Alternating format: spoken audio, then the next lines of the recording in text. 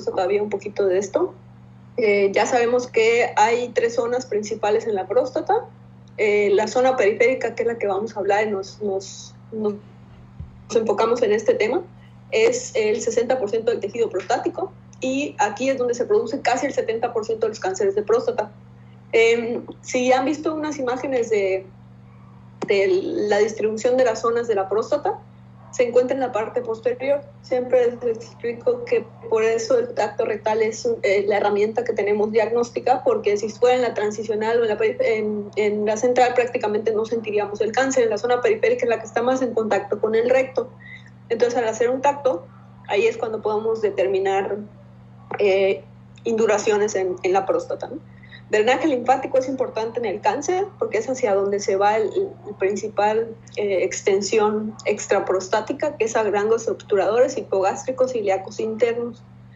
La glándula prostática produce antígeno prostático. Es muy específica el antígeno prostático de la glándula prostática. Hay un porcentaje muy bajo que está en las suprarrenales, pero prácticamente casi el 98% es producido en la glándula prostática.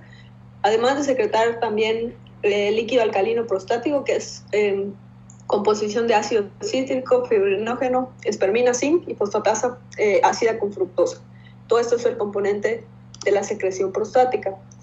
En cuanto al cáncer de próstata, es la principal causa de muerte en hombres, casi 214 casos por cada 1,000 habitantes en México.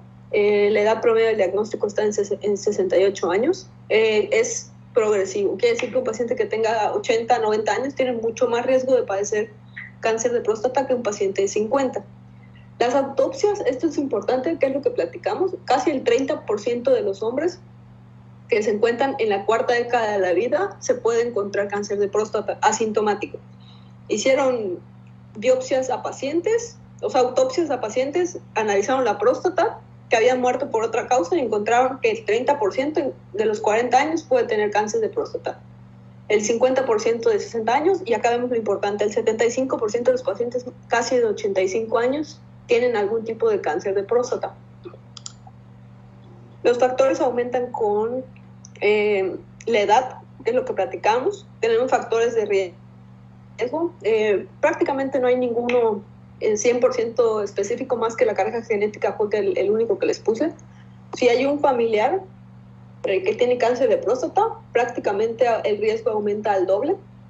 Si tienen 2 familiares o más, el riesgo de cáncer aumenta entre 5 y 11 veces. Entonces quiere decir familiares directos. Por ejemplo, si tienen su papá y tienen al tío, prácticamente vienen los 2 familiares y puede tener entre 5 y 11 veces más riesgo de cáncer de próstata que un paciente normal.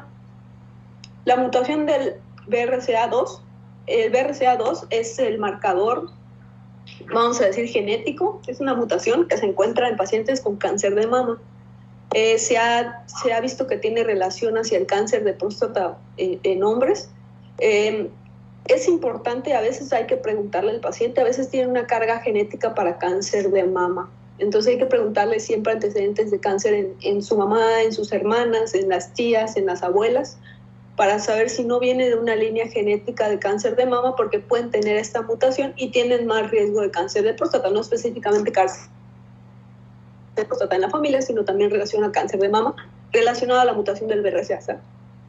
El factor ambiental del tabaquismo es uno de los principales también factores de riesgo.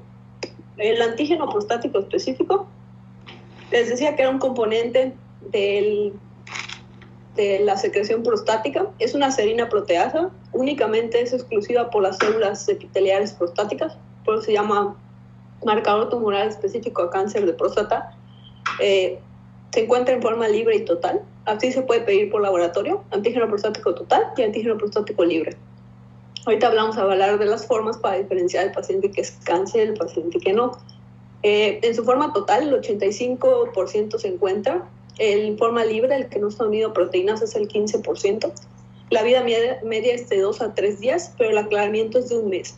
Quiere decir que si yo tengo un paciente que tiene un antígeno prostático, vamos a hablar que es 1 de mayo, de 5, y quiero saber cuánto puede modificar el antígeno, o si está subiendo o está bajando, hasta dentro de un mes podría yo valorar y pues sea el aclaramiento para que sea un nuevo antígeno prostático. Si yo en una semana o en 15 días le mido el antígeno prostático, prácticamente va a ser el mismo o incluso pueda estar alterado y no voy a saber el aclaramiento que es el antígeno prostático específico nuevo que hay en la próstata. Los factores que alteran el antígeno prostático. Aquí les puse que es una disrupción de la arquitectura glandular. Las células glandulares se encuentran una montadita al lado de la otra y lo que hace que el antígeno prostático se eleve en sangre es una disrupción, una apertura de las células y el antígeno prostático se fuga. Entonces, por eso les puse acá los factores que elevan el antígeno prostático. Hay muchos, pero los principales, por ejemplo, una prostatitis, que es una infección, una colocación de sonda. Si el paciente eyacula un día antes, puede tener un antígeno prostático más elevado que otro paciente. Cirugías que involucren manipulación de la vía urinaria, también ahí podemos elevar el antígeno prostático. Entonces, si sospechamos que el paciente tiene una prostatitis, se le puso una sonda, ya sabemos que tuvo una eyaculación un día antes o tuvo una cirugía, un tacto rectal incluso puede elevar el antígeno. Entonces, no hay que pedirle el antígeno prostático. Por lo menos estos pacientes es esperar el aclaramiento, que es un mes, para tener un antígeno prostático fidedigno. Se le puede pedir si es muy necesario, si estamos sospechando que tiene cáncer de próstata y le pusimos una sonda, tampoco está contraindicado, se puede pedir, pero tener en cuenta de que la manipulación puede hacer que el antígeno no se eleve y tener un dato mal y no el exacto. Se le repite al paciente para corroborar siempre que el antígeno prostático sea el correcto. Les puse aquí esta tablita, que es de la europea. Está bastante didáctica y se las puse por el hecho de que siempre preguntan, ¿cuánto es el antígeno prostático normal? ¿Sale? No sé si alguien me puede ayudar y participar y decirme qué ha leído de cuánto es el antígeno prostático normal. Menos de 4 nanogramos por decilitro, creo. Ok, ¿tu nombre? Paola. Okay, pero que yo también sepa, va depende de la cambiando edad. con la edad, doctora. Ajá. ok, vamos a hablar. Eso sí es correcto. Creo que era cada 10 años o cada 5 años que el valor iba aumentando. Okay. Hay una tabla, pero no me acuerdo de los valores. Ok, ahorita hablamos de eso. Según la edad También es depende de la densidad, ¿no? De la densidad de la próstata. Ajá, también vamos a hablar de eso. Entonces, si les preguntan, y mi pregunta va, la respuesta es, ¿cuánto es el antígeno prostático normal? La respuesta, que debe ser como un buen médico, es decir, depende de muchos factores. Por ejemplo, depende de la densidad, depende de la edad, como ustedes acaban de comentar. Entonces, el antígeno prostático normal, hay rangos en los que nos basamos, pero no hay uno normal. Cada paciente tiene su nivel de antígeno según sus antecedentes, según si tiene una próstata grande, según qué edad tiene, según si tiene antecedentes. Eso es relativo, ¿no? Entonces, no hay que agarrar el valor del laboratorio porque ese es incorrecto. Entonces, esta tabla va un poquito enfocada a eso. Ellos tratan de buscar, y siempre se trata de buscar, qué paciente o a qué rango es el que tenemos que hacer un corte para decir, este paciente puede tener cáncer y este paciente no. Recuerden que el antígeno prostático es un marcador tumoral, no es diagnóstico. Yo puedo tener incluso un paciente con 10 de antígeno, que es el límite, y no tener cáncer de próstata. Puedo tener un paciente con 1 de antígeno y tener cáncer de próstata. Entonces, ellos buscan tratar de unificar y buscan un valor para darnos a nosotros el decir, en este paciente sospecharon, en este no. La tabla, la primera del lado izquierdo dice el nivel de antígeno prostático, la del medio dice riesgo de cáncer de próstata y arriba dice el Gleason. Ahorita vamos a hablar del Gleason, es la escala de diferenciación del cáncer de próstata, que es agresividad. Allá les ponen el Gleason mayor a 7, quiere decir que es un cáncer agresivo. Entonces ellos agarran y dicen, tienen, por ejemplo, nos vamos a la línea 3, que dice 1.1 a 2, tiene 17% de cáncer de próstata, 17% de riesgo, y tiene un 2% de que sea un Gleason mayor. Entonces ahí dicen, no me sale significativo que el 17% pueda tener cáncer y que sea un Gleason mayor a 2, porque no va a ser un cáncer agresivo. Y ellos agarran esta parte que dicen de 2.1 a 3, si se fijan, sube 23% de riesgo de cáncer de próstata y sube a 4.6% de riesgo de que esos 23% puedan tener un cáncer agresivo que sí los mate. Entonces, en ese valor se hace el corte. Ahí depende de la bibliografía, pero a partir de 2.1, 2.3, 2.8 se han basado a que ese sea el nivel de antígeno que debemos de ver. Por ejemplo, un paciente, ahorita vamos a hablar un poquito de las edades, pero vamos a poner un paciente de 60 años que no es tan joven y agarramos un antígeno prostático que nos venga con un antígeno prostático de 1, sin valorar el resto de las cosas, podemos decir que ese paciente tiene muy bajo riesgo de tener cáncer de próstata. Si se fijan en la tabla que dice 10% y que él sea un cáncer agresivo 1%. O sea, es casi nulo el riesgo que puede tener, ¿no? En cambio, si viene ese paciente de 60 años y trae 3.2 de antígeno prostático, cuando ya platicamos que ese paciente puede tener 23% o 26% de riesgo de cáncer y que sea agresivo en el 6%, entonces ya viene siendo significativo. Esta tabla es un artículo que especifica el por qué ellos escogen 2.3, 2.6 o 2.8 según la bibliografía que vean del riesgo de cáncer de próstata. Entonces, si vemos que el paciente tiene más de eso, ya hay que ponerle atención. Ahora, ¿cómo vamos a diferenciar qué paciente es el que tiene cáncer y el que no? Les comentaba que hay antígeno libre y hay antígeno libre total, hay antígeno total. Si yo veo un paciente, el mismo de 60 años, que trae 3.5 de antígeno y veo que puede tener cáncer de próstata, le hago su tacto rectal es normal y digo, tiene 3.5. En base a la tabla puede tener riesgo de cáncer de próstata. Entonces me voy a estas tres cálculos del antígeno prostático que les puse. El antígeno prostático libre se pide, así como pide el total, que vaya al laboratorio y que se haga su antígeno prostático total. Va a salir una cantidad, esa cantidad que arroja el antígeno prostático libre, la voy a multiplicar por 100 y la voy a dividir entre el 3.2 que me trae el paciente de antígeno, y si me da menos de 25, el número, que esto es en porcentaje, el riesgo aumenta. Quiere decir que mientras más bajo sea el nivel que tiene de antígeno, de porcentaje de antígeno libre, es mayor el riesgo de cáncer de próstata. ¿Ok?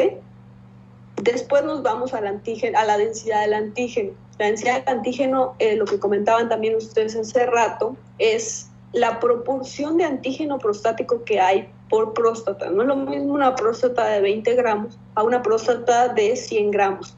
Mientras más grande sea la próstata, mayor antígeno va a haber. Mientras más pequeña, menor antígeno debe haber.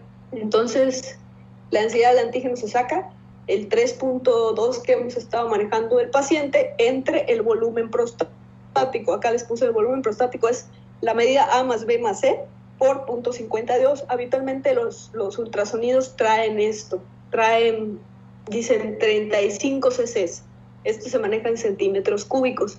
Entonces, si yo divido el antígeno prostático, que es de 3.2 entre 36, me va a dar un número. Ese número, si es mayor a 0.15, el riesgo de cáncer de próstata aumenta. Entonces, puede tener mi paciente 3.2, pero si su antígeno libre muestra que tiene riesgo de cáncer y mi densidad del antígeno muestra que tiene riesgo de cáncer, ese paciente prácticamente ya es candidato, a pesar de tener 3.2 de antígeno, a una biopsia de próstata, que es lo que vamos a hablar más adelante. Y en la velocidad de aumento del antígeno, acá les puse una que es sencillo, que es la que quiero que sepan, que el riesgo aumenta si el incremento anual es mayor a 0.75. Le hice un antígeno prostático a este paciente, 3.2, viene el siguiente año y me trae 4, ¿ok? Es más de 0.75 lo que aumentó, entonces ya se considera que ese paciente puede tener riesgo de estar desarrollando un cáncer de próstata, ¿sale? ¿Alguna duda con estos cálculos? Yo tengo una duda. Si uno aumenta, o sea, obligatoriamente aumenta el otro. La siguiente, que es el screening. Entonces, el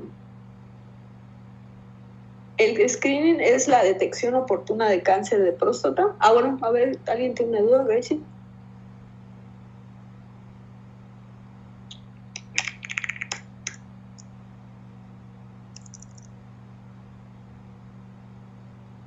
Si un valor aumenta de eso, es necesario aumentar el otro. No, el que tiene más peso para los europeos es el porcentaje de antígeno libre. Entonces, si tú tienes un porcentaje de antígeno libre, ya dentro de riesgo de cáncer de próstata está justificado hacerle una biopsia de próstata al paciente, solo con el porcentaje libre. Ahora, si es en la densidad, puedes esperar si tienes duda de si el paciente tiene un tacto rectal normal, le haces estos cálculos y si te sale alguno de los valores, puedes esperar perfectamente bien 3 meses, 6 meses y decir al paciente que se haga un nuevo antígeno, que lo estás vigilando y regresa y vuelves a sacar tus cálculos y decides qué haces. Si sigue saliendo alto y el paciente también está un poquito estresado porque esto hay que comunicárselo al paciente, le haces una biopsia de próstata. Ok, voy a ir avanzando y ahorita si sale otra pregunta la resuelvo, ¿sabes? El screening, como les decía, es la detección del antígeno, la detección de cáncer de próstata, se basa en el antígeno prostático, que es el único factor que tenemos ahí más fidedigno. El uso del antígeno prostático ha reducido el riesgo de mortalidad en el cáncer de próstata, pero también ha aumentado el riesgo de sobrediagnóstico. Los gringos ahorita están muy en contra de pedir antígenos prostáticos porque se están detectando cánceres de próstatas insignificativos. Quiere decir que el paciente puede tener un foco de cáncer de próstata muy pequeño que va a vivir el resto de su vida y nunca se va a desarrollar. Entonces ellos están ahorita en contra de pedir antígenos prostáticos, mientras que los europeos están a mayor detección. Entonces sí hay una, vamos a decir, disputa en a quién pedirle el antígeno y a quién no, a qué edad empieza, y se ha estudiado mucho. La NCCN tiene una guía completa si le quieren echar un ojito de diagnóstico de cáncer de próstata. Ellos mencionan que la detección se empieza a los 45 cuando no hay ningún factor de riesgo. Los europeos dicen que a los 45 con antecedentes, quiere decir lo que le comenté, que eran familiares directos. Únicamente el antecedente que importa para iniciar el screening es antecedentes de familiares con cáncer de próstata. Entonces, si el paciente tiene papá, tío o algún hermano con cáncer de próstata, se inicia a los 45. La NCCN dice que a los 40 y la europea menciona que si a los 50 si no tiene ningún antecedente. Entonces, si nos basamos en estas guías que son, les puse las de 2019, prácticamente vemos que si un paciente no tiene ningún antecedente se debe de pedir su primer antígeno prostático a los 50. ¿Okay? Antes de eso no hay por qué pedirlo. Ahí se basa la parte en la de que no hay que hacer un sobrediagnóstico, ¿sale? Entonces, las zonas de la próstata son importantes porque es lo que marca prácticamente el nivel del antígeno prostático. Hablamos de zona normal, zona gris y zonas con posibilidad de cáncer de próstata y zonas a posibilidad de metástasis. Menor a 4, que es el rango que utilizamos, en general se dice que es normal. Si ya le hice sus estudios, aquí es el 4 generalizado que se agarra, ¿no? Que si está menor a 4, tiene poco riesgo de cáncer de próstata, pero no quiere decir que no lo tenga. Entonces, si el paciente, estamos en el protocolo de estudio, no quiere decir que porque tenga 4 no va a tener cáncer de próstata. Esa va mi explicación. Si tiene 4 a 10, estamos en zona gris, que es una posibilidad alta, pero pues todavía el paciente puede tener hasta 8 de antígeno y ser normal si tiene una próstata grande. Pero ya mayor a 10 nanogramos mililitro, el paciente tiene mucha posibilidad de tener cáncer. Un paciente que viene con un antígeno de 12 puede estar manipulado, puede tener prostatitis, puede haber eyaculado y lo que sea, no debe de subir a más de 12 el antígeno. Entonces, en este tipo de pacientes hay que repetir el antígeno y verificar que sea correcto el número y empezar el protocolo de descarte de cáncer de próstata. Y si el paciente viene con un antígeno mayor a 20, ya tiene prácticamente, podemos decir que el paciente sí tiene muchísimo riesgo ya incluso de tener metástasis. Entonces, en base al valor del antígeno de entrada, podemos nosotros saber si tiene en ese momento riesgo o no tiene riesgo de cáncer de próstata. Acá les puse lo de la NCCN, que es la detección de cáncer de próstata. Si se fijan en la parte de la izquierda, en la primera columna dice historia familiar, historia de cáncer de próstata. ¿Okay? La raza es muy importante, los negros tienen más cáncer de próstata, sin ser racistas, obviamente. Familiares o personas directas con mutaciones tienen mayor riesgo y personas con medicamento en general hay que preguntarlo. No hay ningún medicamento exactamente relacionado a cáncer de próstata, pero ellos consideran que es necesario incluir la parte de medicación, ¿no? Dice, se inicia prácticamente la detección de cáncer de próstata, y acá les puse, esta tabla está bastante interesante porque si se fijan en la tercera columna dice edad de 45 a 75 años. Si el antígeno prostático es menor a 1 y tiene un tacto rectal normal, prácticamente ese paciente no hay que volverle a hacer el antígeno incluso hasta dentro de 4 años, ¿no? Dan un rango de 2 a 4 años. Si el antígeno tiene de 1 a 3, se puede repetir en intervalos de 1 a 2 años. Y si tiene mayor a 3 o tiene un tacto rectal sospechoso, se indica biopsia. ¿Sale? Ahora, si el paciente tiene más de 75 años, menor a 4 de antígeno, es prácticamente normal. Y si el tacto rectal es normal, pues prácticamente igual, es diferirlo a 1 a 4 años el intervalo. Y si ese paciente tiene mayor a 4 o sospecha en algún tacto rectal, prácticamente ya va a biopsia de próstata. Es lo que platicábamos de la edad. Sí hay tablas para determinar antígeno por edad, pero es mucho más específico el antígeno libre, la densidad y la velocidad. Y en base a la edad se utilizan estos protocolos para saber el antígeno prostático según para dónde nos vamos. O, por ejemplo, el simple hecho de decirle, hágase el antígeno en 1 año, hágase el antígeno en 2 años o hágase el antígeno en 4 años, ¿no? Estas tablas nos basamos para determinar cada cuánto vamos a volver al paciente que en ese momento no tiene cáncer de próstata, ¿sale?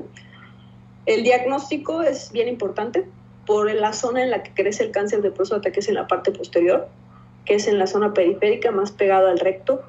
Habitualmente no hay sintomatología, absolutamente nada. El paciente ni siquiera viene con síntomas obstructivos. Habitualmente el cáncer de próstata se da en próstatas más pequeñas que más grandes. No es común ver una próstata de 100 gramos, que es la que a lo mejor va a obstruir, a una próstata de 20 gramos con cáncer. Entonces, la idea de que el cáncer da síntomas, en este caso, ninguno, ¿ok? No da ni hematuria, no da ni dolor pélvico, no da ni síntomas obstructivos. Ahora, cuando el cáncer avanza localmente, quiere decir que crece la próstata, puede incluso obstruir el cuello vesical, puede incluso irse a parte del recto y tener el paciente, le puse acá síntomas obstructivos, pero puede generar dificultad para empezar la micción, frecuencia urinaria, nicturia, acá sí puede pasar un paciente como si fuera un crecimiento prostático, y acá les puse hematospermia, que es semen con sangre. Puede incluso tener estreñimiento el paciente, dificultad o dolor al evacuar. Esto es porque el cáncer crece localmente, ¿ok? En la zona. Este tipo de cáncer que causa síntomas, si mi paciente viene con síntomas obstructivos, le hago un tacto rectal y localmente avanzado que va a dar síntomas, ya voy a sentir la próstata con dolor. Entonces el paciente que viene asintomático, si yo le hago su tacto rectal y no tiene próstata dura o no tiene ningún nódulo, ese paciente puede tener cáncer de próstata. Pero si viene mi paciente con síntomas y lo toco y está duro, pues ese paciente prácticamente ya es un diagnóstico de cáncer, porque el tacto rectal por sí solo, que es lo que les quiero comentar más abajo, solo con que yo toque la próstata dura o crea que hay un nódulo, ese paciente ya es sospechoso de tener un cáncer de próstata. Se detectan tumores mayores a 0.2 milímetros y más de 2 nanogramos de antígeno. Se supone que tiene un valor predictivo positivo de 30% de casos en diagnóstico de cáncer de próstata, ¿no? Bueno, la parte de metástasis que les puse arriba, pues la metástasis principalmente va a hueso y pulmón. Entonces da dolor óseo, fracturas, pueden haber síntomas paraneoplásicos también. Habitualmente hay que preguntarle al paciente que le tocamos una próstata dura o ya trae un antígeno muy alto por el dolor de espalda. Habitualmente les duele la cadera, les puede doler el hombro, en el esternón, pueden tener dolores óseos y desde hace mucho tiempo es un paciente que ha dejado de caminar si es un paciente mayor, y esto es secundario a las metástasis, ¿vale? El ultrasonido es una herramienta buena, pero prácticamente no apoya en mucho. ¿Para qué sirve el ultrasonido? Para sacar los cálculos del antígeno prostático, para tener una valoración buena del paciente. Por ejemplo, viene el paciente sin síntomas, vamos a suponer que tiene un 8 de antígeno prostático, le hice un tacto y el tacto es normal, ¿no? El ultrasonido es la primera herramienta que pedimos porque nos va a decir el tamaño de próstata, no específicamente porque dé diagnóstico de cáncer de próstata, sino que nos ayuda a saber cómo está el paciente. El tamaño de su próstata, si vacía o no bien vejiga, cómo están sus riñones, si no tiene hidronefrosis, porque el paciente con cáncer que hace metástasis o hace avance local con un crecimiento grande de próstata por cáncer, tiene una obstrucción bilateral renal. Entonces, sí hay que pedir el ultrasonido con protocolo, no para diagnóstico, sino para valoración de mi paciente, ¿sabes? La biopsia de próstata es el estándar de oro. Quiero saber si tiene cáncer, le hago una biopsia. ¿Cómo se hace el diagnóstico de cáncer de próstata? Por biopsia. No se puede hacer por otra forma, ¿sabes? Hay dos tipos de biopsias de próstata, que es transrectal y transperineal. Ahorita les pongo unas imágenes. Las indicaciones acá les ponía, hay varias, pero esta les puse las principales 3, que es tacto rectal sospechoso. Independientemente del antígeno, si yo siento la próstata dura un nódulo, va a biopsia. Si mi antígeno es mayor a 10, a pesar de que si mis cálculos salieron bajos, mi próstata está normal, si tiene más de 10 de antígeno, hay que solicitar una biopsia de próstata, porque recuerden lo que les comentaba de las zonas, ya 10 es un riesgo de cáncer. Elevación del antígeno, según algunos otros cálculos, lo que les decía, si mi densidad o mi antígeno libre o mi porcentaje de elevación por año está alto, ya es candidato a biopsia. Estas son las 3 principales indicaciones de biopsia de próstata.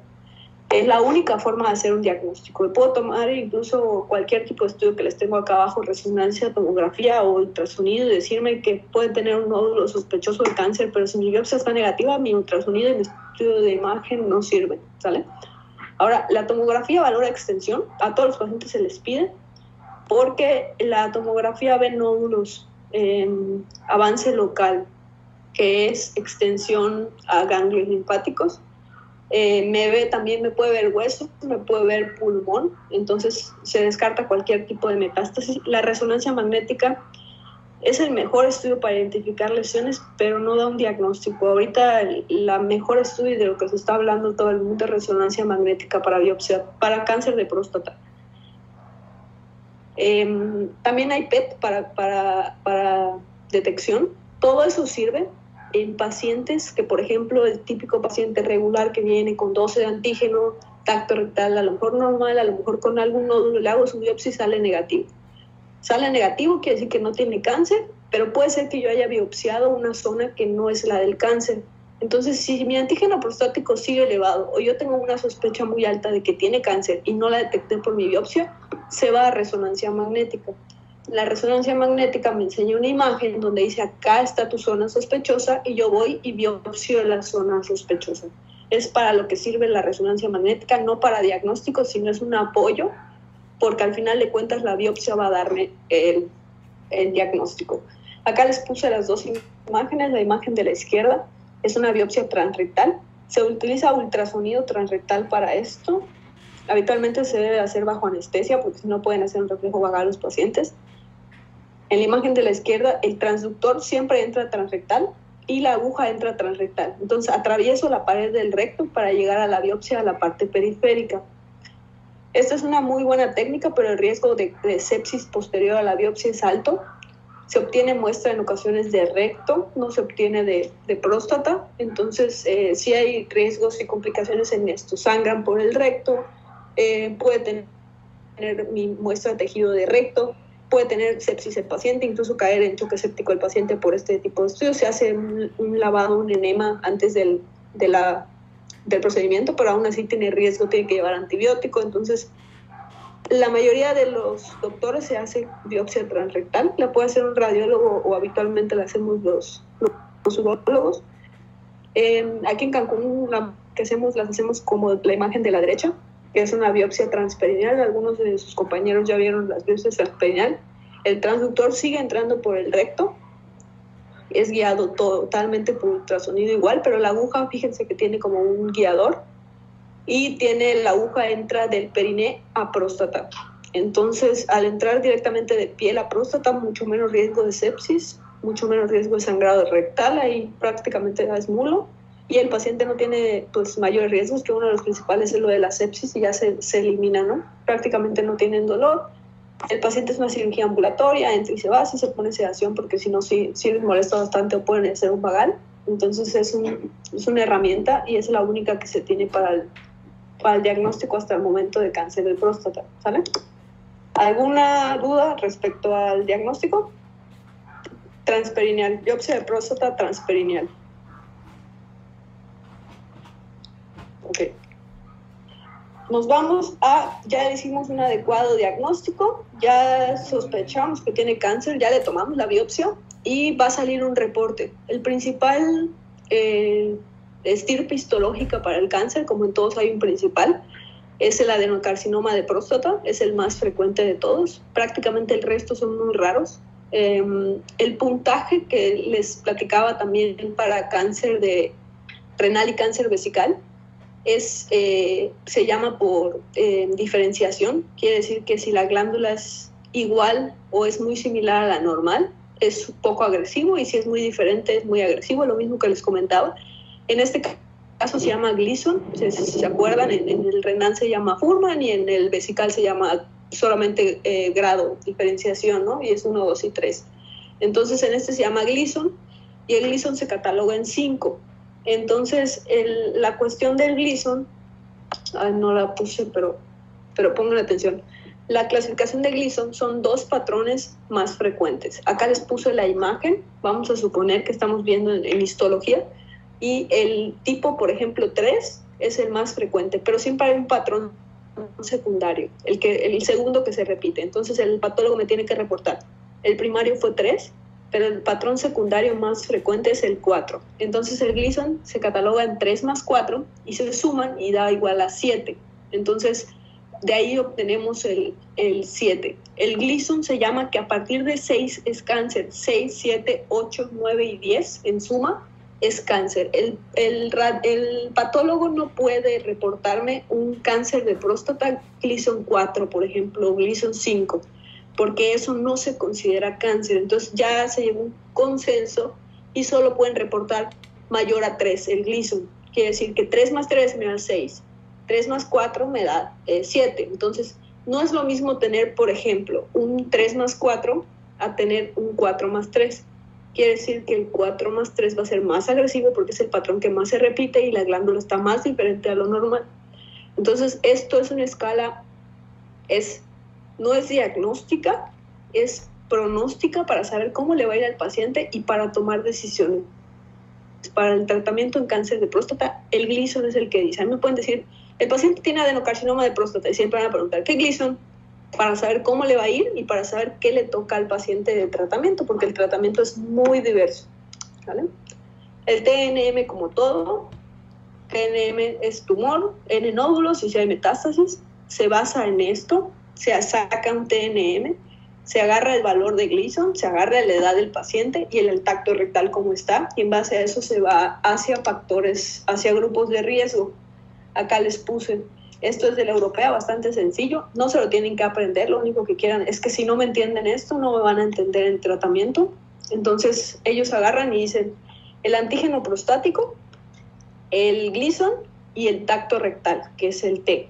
Entonces ellos agarran y dicen, bueno, bajo riesgo es un paciente que tiene antígeno prostático menor a 10, un Gleason menor a 7 y un tacto rectal en T1 o T2A.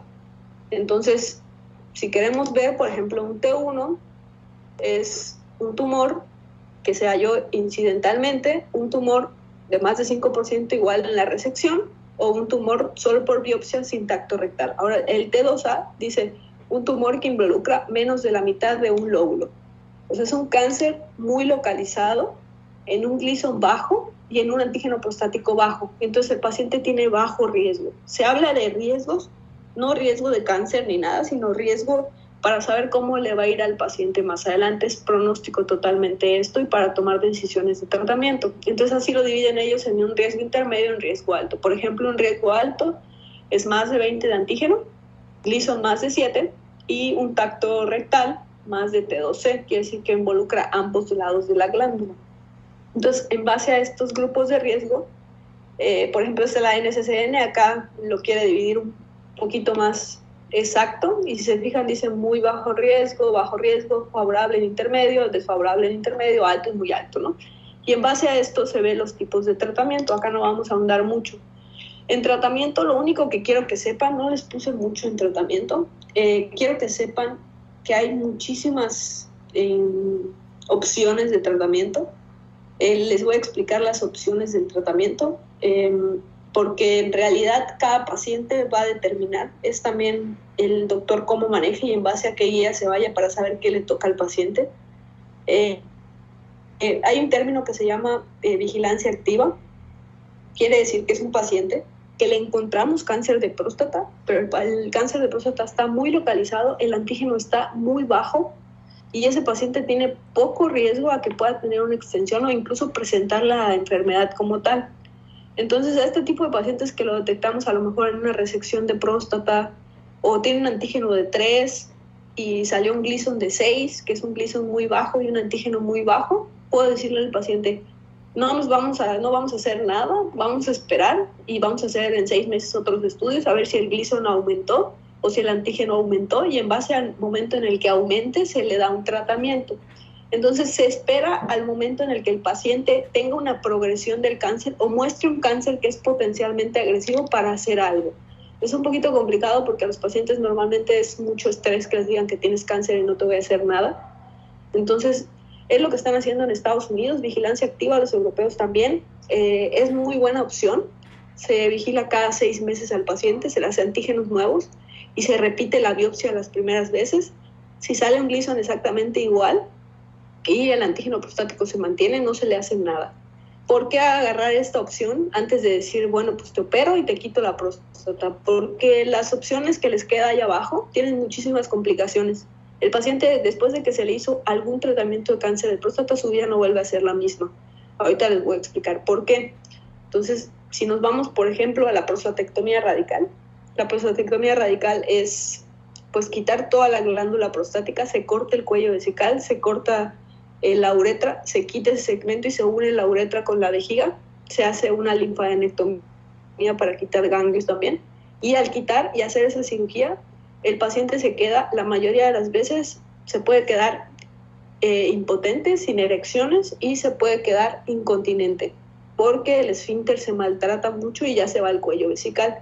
Entonces es un paciente que no va a tener erecciones, se puede estar orinando, pero ya no va a tener cáncer. Entonces, para tomar la decisión de hacer este tratamiento que es curativo, la prostatectomía radical es curativa, cuando lo agarro en un estadio bajo, quité la próstata, quité la glándula y prácticamente no hay ya próstata y no hay cáncer, el paciente vive el resto de su vida sin ningún problema. No hay riesgo de que regrese el cáncer porque se fue toda la parte que puede tener riesgo de recurrencia. Entonces, este paciente le va muy bien, pero tiene muchísimas complicaciones. Entonces hay que escoger en el momento exacto al paciente exacto para darle un tratamiento, que es la prostatectomía radical. La radioterapia se da como complementación o en pacientes que no se pueden operar. Se puede irradiar la próstata o se pueden irradiar los ganglios. Por ejemplo, si le hicieron la prostatectomía y le quitaron la próstata, pero los ganglios salieron positivos, se le da radioterapia a los ganglios. Entonces, siempre la radioterapia es un complemento, pero en algunos pacientes, cuando no se puede operar, se puede ir inicialmente a radioterapia. Tiene muchas complicaciones, da muchísimos cambios fibrosos en la próstata y la vejiga, tienen hematurias los pacientes, quedan incontinentes en ocasiones por la radiación, quedan con problemas de disfunción eréctil, entonces también es un poquito más severo. La quimioterapia es quimioterapia. Hay diferentes tipos de quimioterapéuticos. Ahorita se está utilizando el docetaxel. No se utiliza de entrada. Es una terapia que se utiliza ya en estadios avanzados o cuando no respondieron a nada, que les hiciste prostatectomía, les hiciste radioterapia, les hiciste terapias hormonales, el paciente no responde y van a quimioterapia. Habitualmente es un paciente ya muy desgastado cuando entran a quimioterapia y tiene un alto riesgo de mortalidad ya por riesgos cardiovasculares y todo que puede tener la quimioterapia. El tratamiento hormonal es, la mayoría de los pacientes en Cancún van a verlos con terapia hormonal. No se llama quimioterapia, es un bloqueo androgénico. Más adelantito hay una imagen, si le echaron un vistazo a la presentación. Se habla de agonistas o antagonistas de la GnRH y antiandrogénicos. Es esto. lo que buscamos a fines prácticos, para no perder el tiempo, porque tampoco quiero andar mucho en esto, se busca un bloqueo hormonal completo. Elimino la FSH y la LH y elimino la testosterona. La testosterona se llama que es un alimento para el cáncer. El cáncer de próstata crece en condiciones de testosterona. Si yo elimino la testosterona, el cáncer se bloquea por completo. Entonces puede detenerse el cáncer por completo por quitar la testosterona. Entonces se buscan medicamentos que bloqueen esta zona. En esta diapositiva las vuelvo a poner. Hay diferentes, hay agonistas y hay bloqueadores completamente. Entonces lo que hace es prácticamente disminuir la cantidad de testosterona que tiene el cuerpo. Tiene complicaciones, tiene disfunción eréctil, el paciente tiene cambios en el cuerpo, tiene ginecomastia, tiene muchísimos cambios que pueda tener. Entonces, pero bloqueas la testosterona se va al piso y el cáncer se detiene. No lo vas a curar, únicamente detienes progresión, y al antiandrogénico hace exactamente lo mismo, ¿vale? Me voy a regresar a la parte de la radioterapia porque Samantha me preguntó respecto a la braquiterapia. Sí se pone la braquiterapia, antes se utilizaba mucho, se pueden poner semillas en la próstata y va tirando poca radiación. Los gringos lo siguen utilizando, en México la verdad es casi no se utiliza. Tenemos muchas opciones antes de la braquiterapia. Cuando no existía un buen bloqueo hormonal, se utilizaba más la radioterapia y la quimioterapia. Como ahorita tenemos los medicamentos que bloquean la testosterona, el cáncer se detiene bastante rápido sin necesidad de braquiterapia, ¿no? Entonces, la terapia hormonal se aplica en subcutánea, es una jeringa ya preparada, vienen los medicamentos, cada 3 meses o cada mes se aplica. Se pone en la pancita su inyección, mantienes el bloqueo hormonal todo el tiempo y la testosterona se va al piso. Entonces, al ver una testosterona baja, el cáncer se detiene. En ocasiones puede ser que el paciente pase un momento con la testosterona muy baja y el cáncer muy apagado, pero llega el punto en el que el cáncer se puede reactivar y se llama hormonoresistente. Quiere decir que aunque mi testosterona esté por el piso, el cáncer sigue muy activo. Entonces tengo que recurrir a quimioterapia, a radioterapia y a otras técnicas, ¿no? A veces la terapia hormonal se queda muy corta. Complicaciones, aparte de las que les comenté, tienen mucho alto riesgo cardiovascular. Los pacientes se mueren por deficiencia, o sea, la deficiencia de testosterona les aumenta el riesgo cardiovascular y se mueren de infarto, ¿vale? El tratamiento inicial preferible es la terapia hormonal, no, porque depende mucho a qué esté el paciente. Si yo lo meto a terapia hormonal inicial, aunque suene maravilloso, le quito la posibilidad de curarlo. Si el paciente está dentro del grupo, que si me voy a esta parte,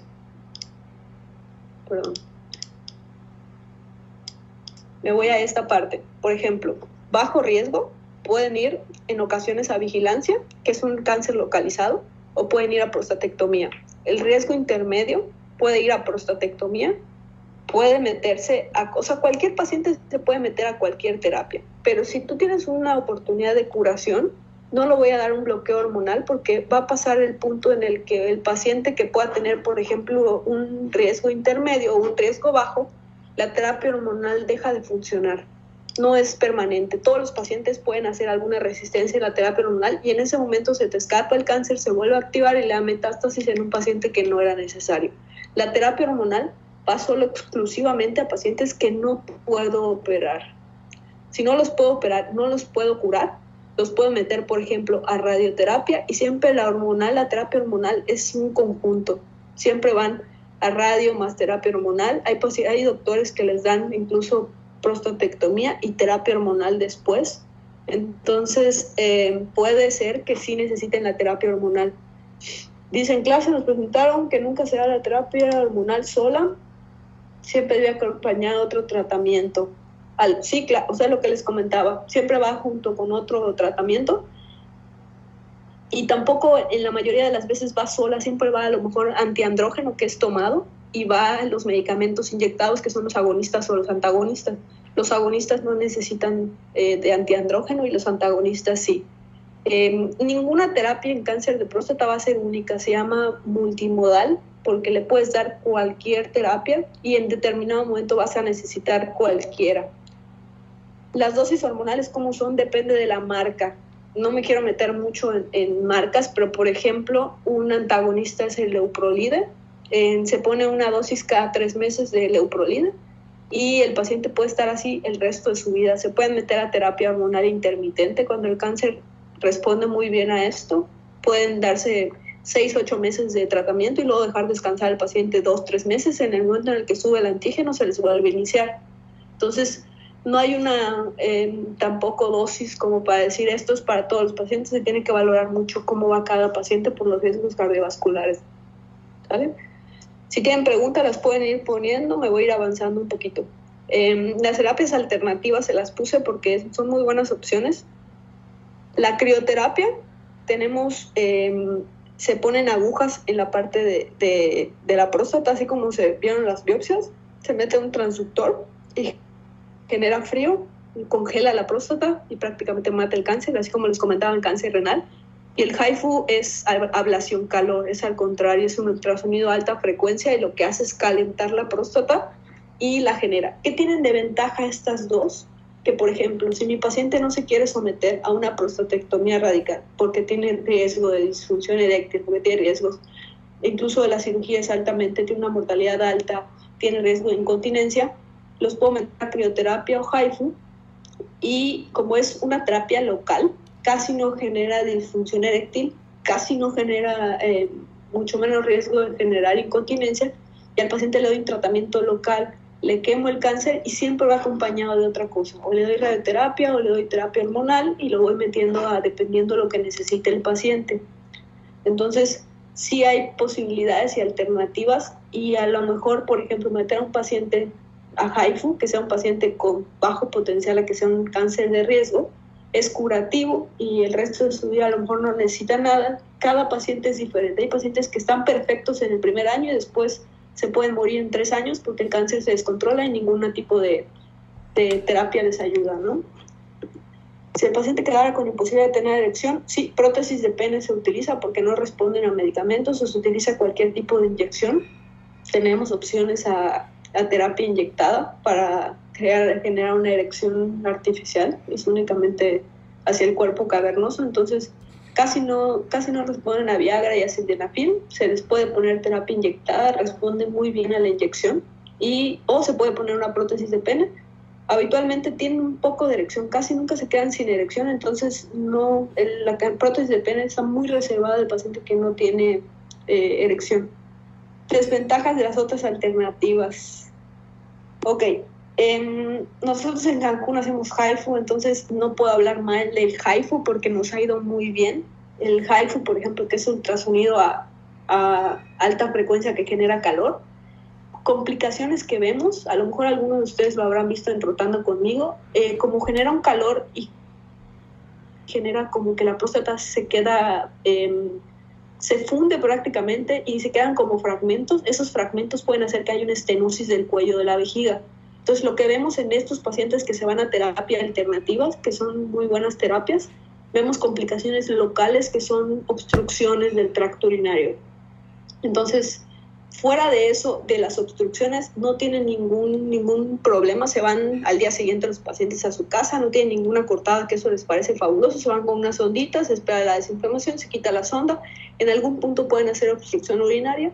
Hacemos una cistoscopia, quitamos el tejido, les ponemos sonda otra vez y en determinado momento orinan nuevamente. Entonces, sí pueden tener complicaciones obstructivas y pueden tener la complicación pues, más grande, que puede ser recurrencia del cáncer, que hay que explicárselos. Entonces, en Galenia tenemos el HIFU, cuando quieran ir también están invitados. Es un software que se utiliza, es una máquina. La estenosis es por el calor, no genera uropatía obstructiva. Puede generar si el paciente hace retención urinaria, pero no genera uropatía obstructiva si estás al pendiente del paciente, ¿no? Y la estenosis que genera es por el calor. El tejido se quema y genera una estenosis. La máquina de la izquierda es un Da Vinci, ¿okay? Es para prostatectomía radical, lo más avanzado que hay, muy buena terapia. En Monterrey está el mejor doctor que opera robot, uno de los mejores del mundo, se llama López Verdugo. Se hace una prostatectomía radical en 20 minutos, el paciente queda con continencia. Tiene que tener mucha experiencia el que hace prostatectomías radicales para que suene muy exitosa la cirugía. Si no está experimentada el doctor, lo único que puede hacer es una catástrofe, deja fragmentos residuales de próstata, deja cáncer. Si no hace una buena linfadenectomía, pues prácticamente deja cáncer. Si no hace una buena anastomosis de la uretra con el cuello vesical, lo deja incontinente, lo deja con estenosis, lo deja con disfunción eréctil. Entonces, sí tiene muchísimo ver quién hace la prostatectomía radical para que el paciente le vaya fabuloso. No es una cirugía sencilla, ¿sale? Y en la parte de la derecha es el HIFU que les decía.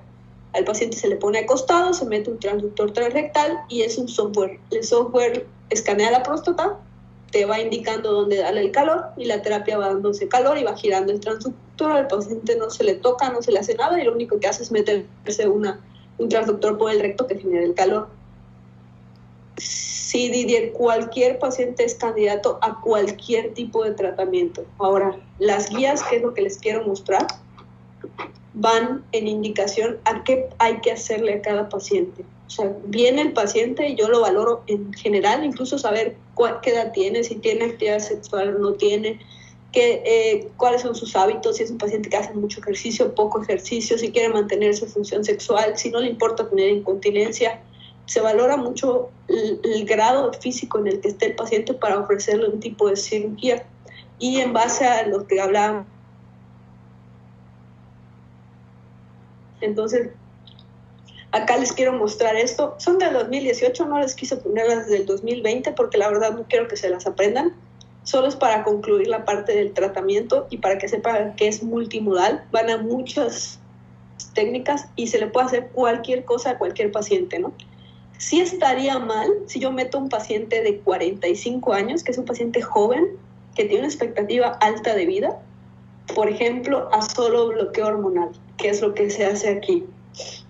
Porque en las instituciones públicas no hay lo suficiente, no hay la tecnología para hacer una prostatectomía radical y no hay para ofrecerle nada más. Entonces es muy sencillo meter al paciente a un bloqueo hormonal, pero estamos hablando de que el paciente a 45 años va a tener un riesgo cardiovascular alto, se puede morir de infarto o incluso puede, lo más riesgoso, tener una recurrencia de cáncer y que a los 3 años de iniciar su tratamiento tenga ya metástasis ósea. Entonces, es malo ofrecerle cualquier cosa a un paciente de bajo riesgo que lo puedes curar. A un paciente que es potencialmente curativo, es malo ofrecerle cosas que no le van a curar. Siempre y cuando tú le ofrezcas algo al paciente que lo va a curar, está totalmente. Y al que no lo puedes curar, que es un paciente a lo mejor de 60 años con un cáncer localmente avanzado, que ya tiene una metástasis pulmonar o que está muy agresivo el cáncer local y que no le puedes hacer una prostatectomía porque lo vas a dejar con disfunción eréctil, se puede morir en la cirugía por sangrado, a ese paciente le puedes ofrecer cualquier cosa. Entonces, lo único es que al paciente que tiene todo para curarlo, hay que curarlo, ¿no? Y así que ofrecerle algo que lo cure. Es la única ley que hay acá en esta parte, ¿no? Entonces, en esta diapositiva que les tengo, les puse, por ejemplo, esta diapositiva. Si se fijan acá al abajito, creo que los puedo, no sé cómo señalarle, pero debajo de donde dice NSCN en azul, hay una parte que dice muy bajo riesgo. ¿Ya se fijaron en el grupo? Entonces, este grupo es muy bajo riesgo. Entonces, acá hablan de expectativa de vida al paciente, qué terapia inicial le puedes dar y qué terapia adyuvante. Si alguien me dice cómo poner el señalador para que les enseñe bien.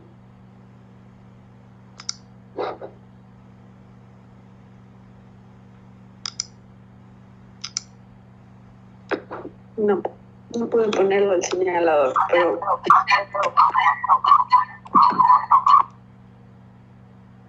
ok, miren, por ejemplo, en la parte de la izquierda que dice si el paciente tiene una expectativa mayor a 20 años, ¿qué le puedes ofrecer? Acá les puse lo de vigilancia activa, ¿ok?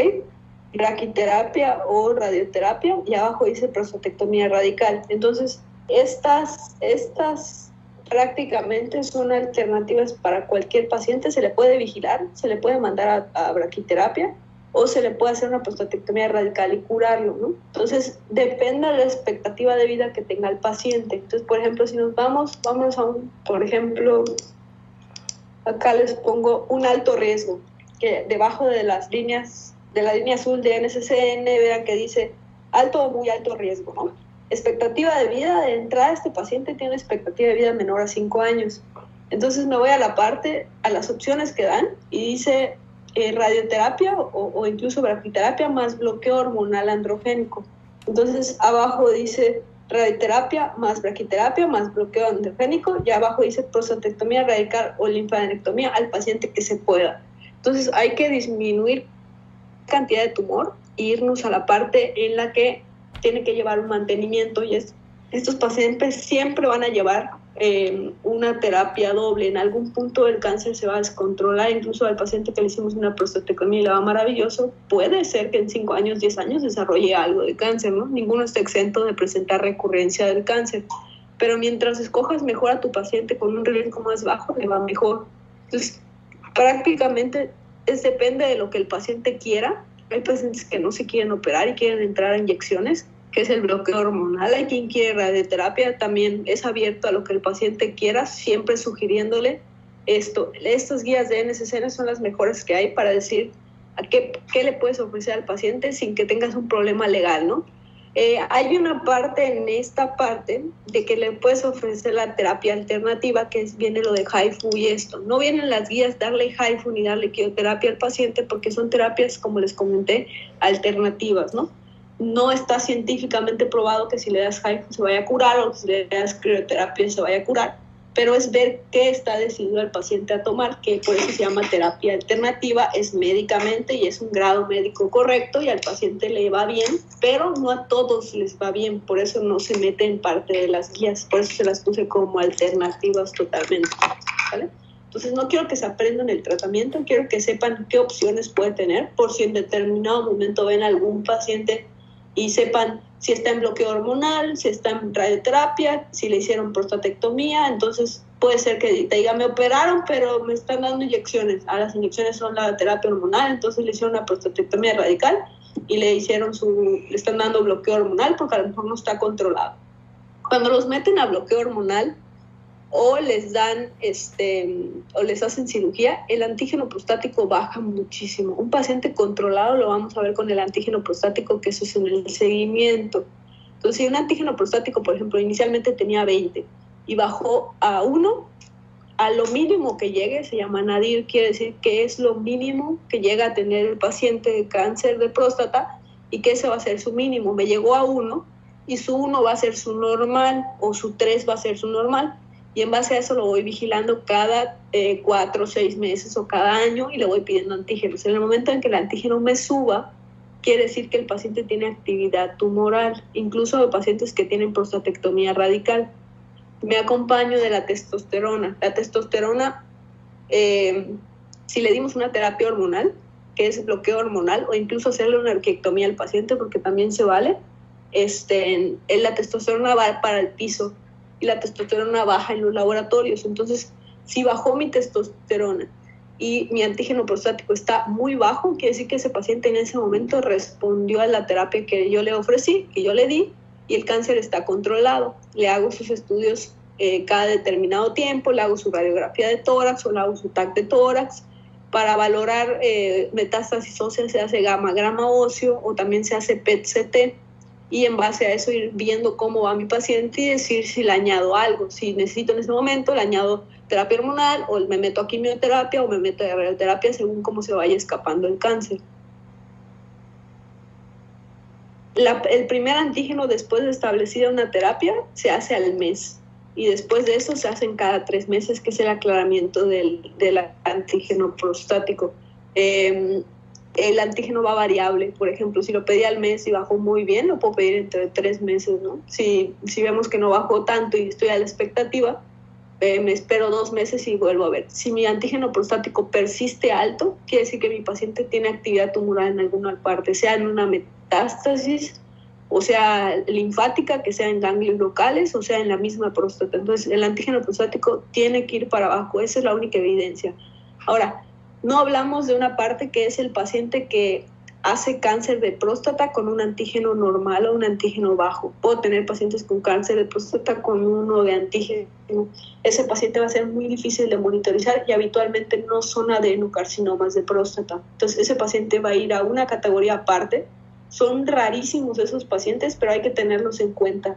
Siempre que vengan con síntomas obstructivos, que se pueda confundir entre un cáncer, entre un crecimiento de próstata, dentro del protocolo por eso van tactos rectales. Un tacto rectal enseguida sientes un cáncer avanzado local y puedes tener un antígeno de 1.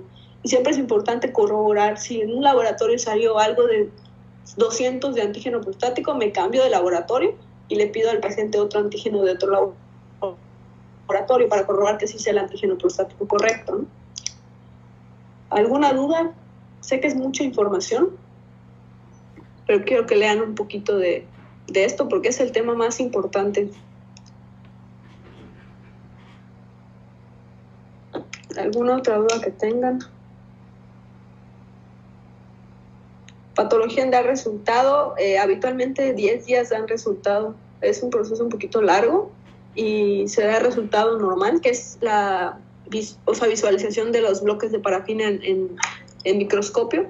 Si llegaran a tener duda, ahorita están pidiendo inmunohistoquímica, que es como una búsqueda de, como si quisiéramos hablar de ver el ADN de la patología prácticamente. Entonces la inmunohistoquímica es el estudio más avanzado que hay para patologías en general y cáncer de próstata también. Ahorita, si tienen duda, el radiólogo, el patólogo de qué tipo de cáncer puede hacer, se pide inmunohistoquímica, que es un estudio especial que se manda a México y nos dan el tipo y el estirpe con el Gleason correcto, ¿no? Si hubiera alguna duda, también tenemos alternativas en patología, porque el patólogo en ocasiones también tiene dudas, ¿no? Y se vale cuando hay cosas raras.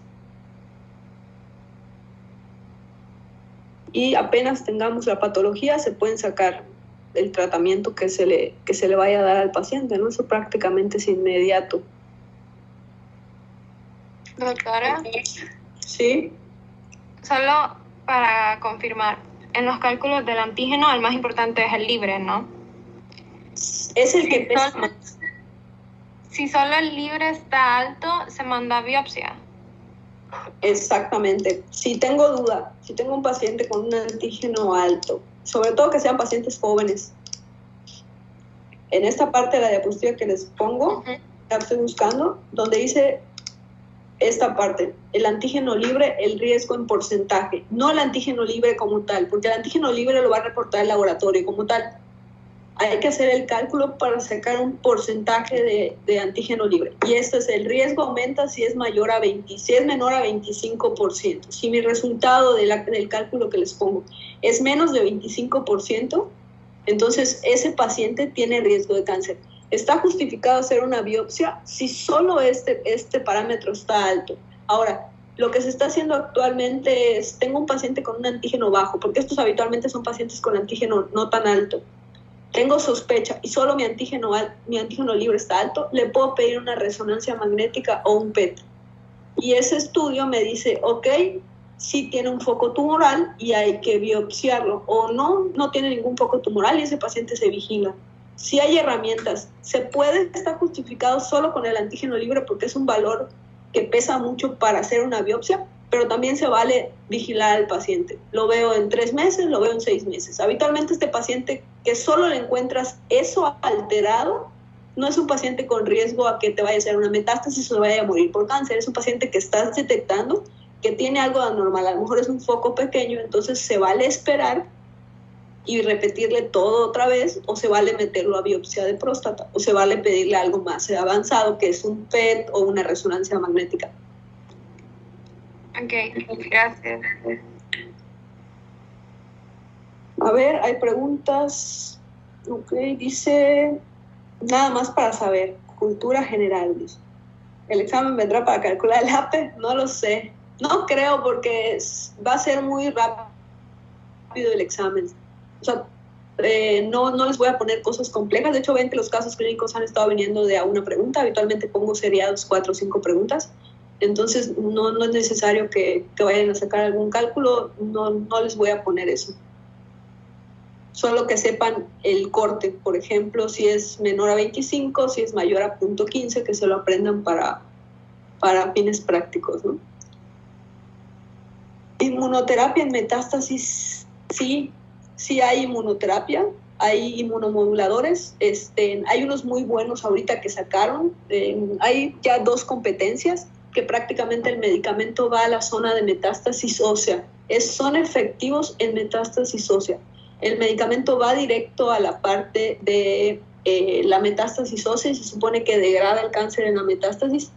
No se está científicamente probado esa parte porque es muy difícil decirle al paciente que con ese medicamento va a curar su metástasis, pero lo que hace es mejorar en síntomas. Los pacientes con cáncer de próstata metastásicos a hueso tienen mucho dolor óseo o tienen incluso fracturas. Entonces, esos pacientes los sometes a inmunoterapias y mejoran mucho en calidad de vida. Allá lo que buscamos a una metástasis ya es que vivan mucho tiempo y que tengan calidad de vida. Entonces, sí hay muchas opciones para la metástasis, pero no está libre de cáncer, sino es en sobrevida y que el paciente tenga buena calidad de vida, sí hay la inmunoterapia. Incluso hay pacientes que se les ha hecho resección, sobre todo en pulmón, resecciones de metástasis, están haciendo ahorita prostatectomías en pacientes metastásicos, quitan la próstata en el paciente que se puede operar, porque a veces el crecimiento local hace que sea muy riesgosa la cirugía, le quita la próstata, le quita sus ganglios, le da radioterapia a la parte y le resecas si tiene, por ejemplo, 1 o 2 metástasis pulmonares, te vas a la parte pulmonar y le resecas.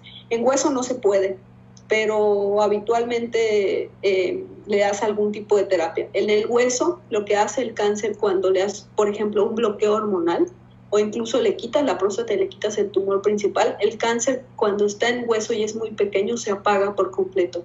Le haces un gamagrama, detectas que tiene metástasis ósea después de que le das su terapia hormonal o le des radioterapia, le des quimioterapia, le das prostatectomía. Si le llegaras a hacer un gamagrama óseo posterior, la actividad tumoral se apaga en hueso una vez que no tienes hormona. La terapia hormonal, al bajar la testosterona, el cáncer se apaga o por lo menos se detiene el crecimiento. ¿Alguna otra pregunta?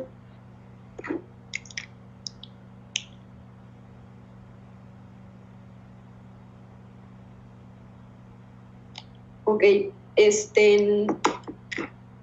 ya acabamos con cáncer de próstata, ya está el examen disponible, no seas malito, Didier, que se desconecten, entran al Brightspace, contesten su examen, pero cuando ya lo vean, me escriben un mensajito, se los pusieron activo a las 8:30, entonces ya debe estar para que lo contesten de una vez.